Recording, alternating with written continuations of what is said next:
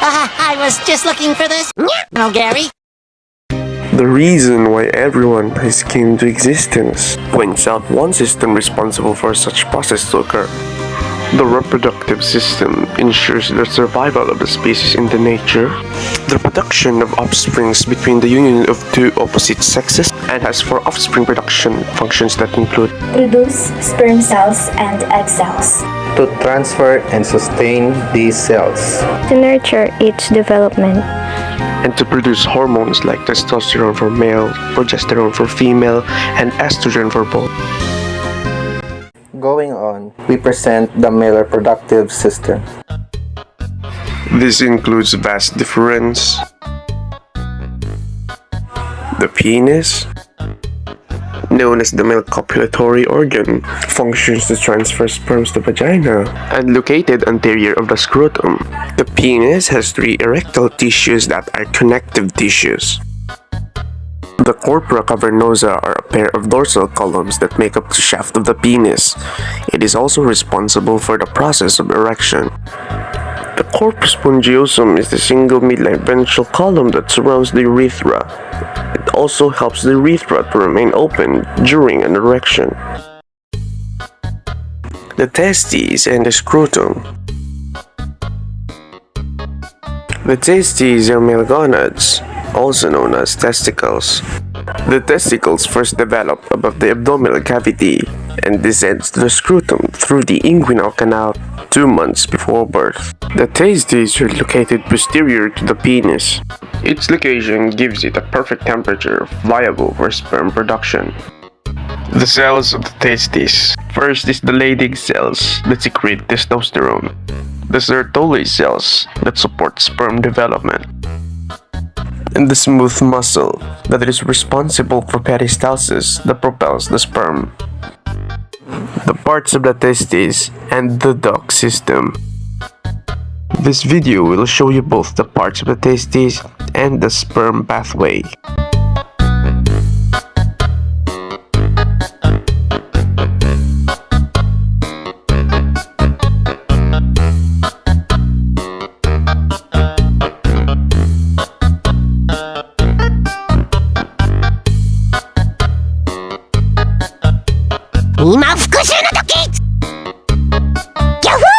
The accessory glands, the seminal vesicles that secrete alkaline fluid with fructose, enzymes, and prostaglandins.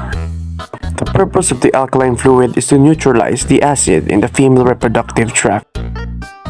Prostaglandins provide motility and viability for the sperm.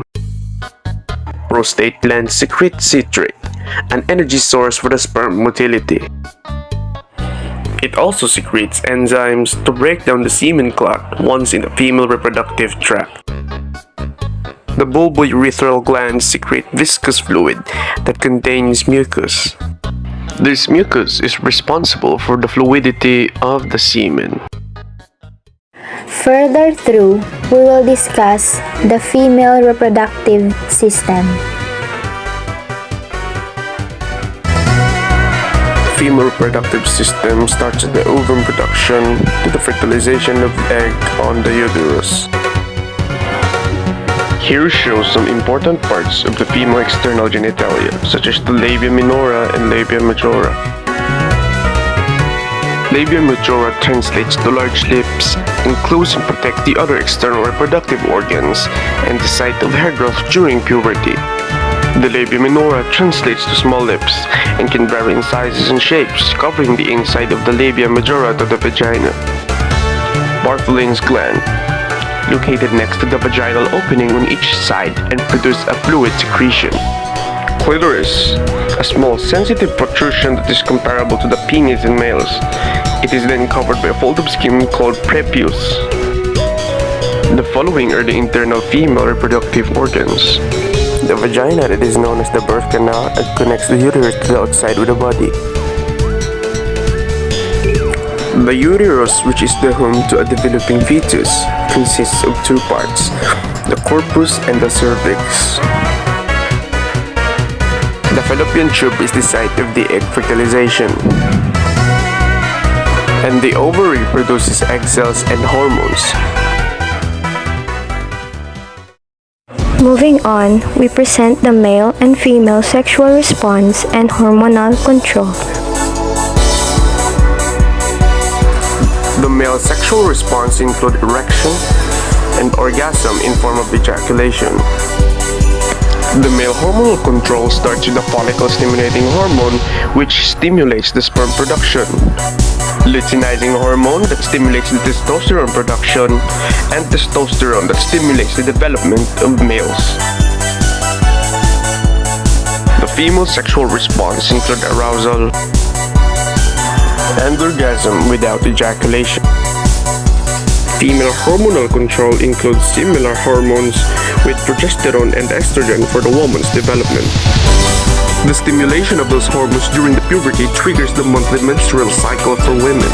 Menopause happens when menstrual cycle stops, usually caused by hormonal change. Finally, we are going to present the stages of human development.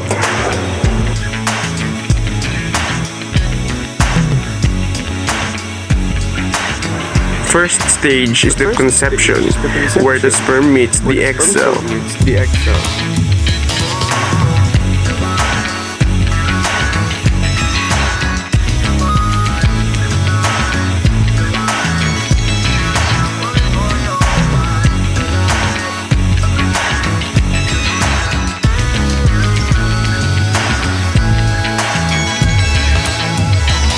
Further process through conception produces a zygote.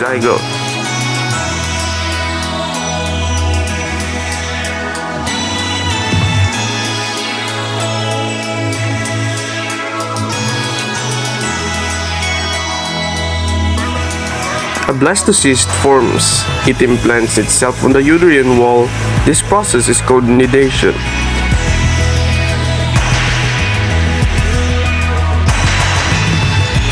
Third to develop is the embryo.